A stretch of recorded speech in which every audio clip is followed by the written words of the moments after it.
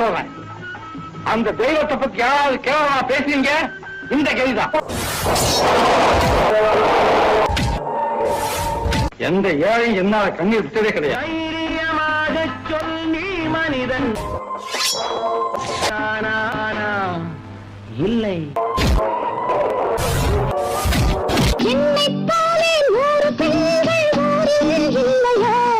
காதலோட வாழ்வு மட்டும் ஒரு கடமையாகாது.